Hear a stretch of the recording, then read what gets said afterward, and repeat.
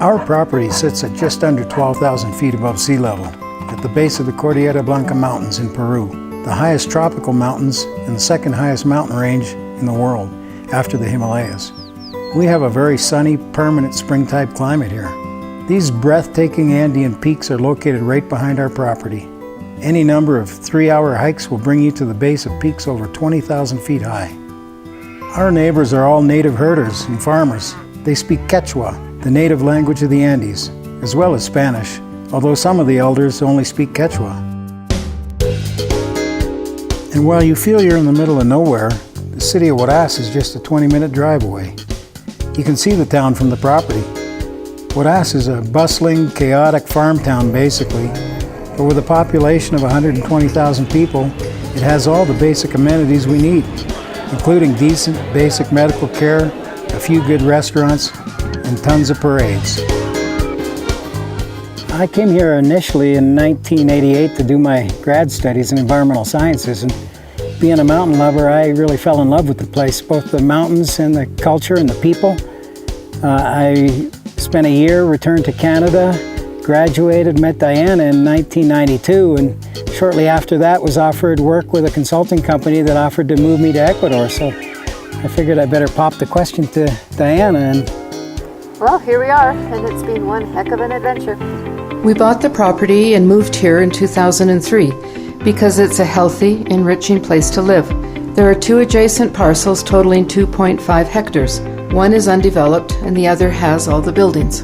My background is in hospitality, so we knew we wanted to share this with people, but not too many people. We wanted to enjoy the place and not overcommit ourselves. The main lodge has a big open fireplace in the dining room and living room area. we added a beautiful solarium-style dining room extension in 2020 to provide more dining and guest space as a result of the COVID pandemic. And above this new dining extension is an outside covered terrace with truly spectacular views of the surrounding Cordillera Blanca mountains. There's also a lovely private room on the upper floor with a private bathroom that has an outside terrace with great views. And there's a single room on the main floor with a shared bathroom. We also built 2 family-sized cabins in addition to the 3 rooms in the main lodge. Each cabin sleeps 4 to 5 people and has its own fireplace and private bathroom. In addition, we have our own home. It's a cozy 1-bedroom cabin with an airtight stove, full kitchen, living room, and a small office. We have access to full internet and Wi-Fi services. There's also a 3-bedroom cabin with an airtight stove and kitchen that our assistant manager and her family live in. There's a big outdoor fire pit with a Native American teepee that sleeps 3 people on single beds. There's a large sauna with change rooms, showers, and an outdoor cookhouse, all of which provides a sort of luxury camping experience. In all, we can accommodate about 25 people. The guests we receive here are all pretty like-minded people, positive, free-spirited adventurers, out to get the most out of life every day. Some very accomplished people have graced our dinner table. Sometimes it feels like it's just a big dinner party with friends every night, and there's plenty of opportunity to develop the business further. The center of the property, maybe 50% of the land area, remains undeveloped. There's 2 things that have always been our priorities here. First, maintaining excellent relationships with our neighbors, and second, living a healthy and environmentally sustainable lifestyle.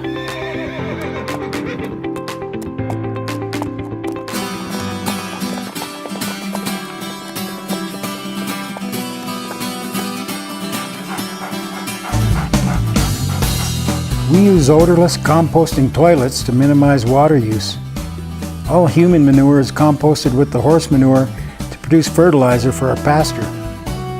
If you love horses like we do, this is paradise. Endless community trails with no fence lines. We produce most of our own vegetables in 7 greenhouses and grow all of our own quinoa, potatoes, and beans organically right here on the property. No chemicals. I just love working in the gardens, the greenhouses, for a few hours at a time with my buddies here beside me. It's relaxing and productive work at the same time. There's really not a lot of things you can say that about. We've worked hard to be good neighbors and to help the community around us develop opportunities for themselves. Our main focus has been on supporting education, training, and the development of small community businesses through our family NGO called Andean Alliance. Over the last 12 years, we secured the funding and constructed the Yuraquiaco Community Development Center, together with our neighbors. It runs as a cooperative. The goal is to develop the small community businesses to a point where their profits cover the costs of the early education program, the computer room, and the center's maintenance costs, at which time will be formally transferred from our NGO to the co-op. We continue to support a variety of other activities in the area as well, everything from an annual sports tournament to providing family greenhouses for our neighbors and road repairs. All of this has created great personal relationships with our neighbors and the community around us. We feel privileged to be invited into their homes and join in their family celebrations. We feel we've truly crossed the cultural divide, and it's really rewarding to us personally.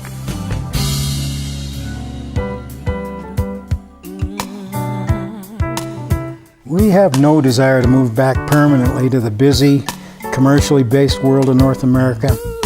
There's just so much life here, so much freedom. It's a rich, healthy, and rewarding lifestyle in so many ways. But we're over 65 years old now. We have family, kids, and grandkids in Canada, and we like to see them more often. We plan on building our own home on an adjacent piece of property we have right here. So we'll always be here to support anyone that does purchase this property someday. Someone that wants to grab life with their own hands and see how rewarding life can really be. Whenever God shine a light on me, open up my eyes so I can see. When I look up in the darkest night, then I know everything is gonna be alright.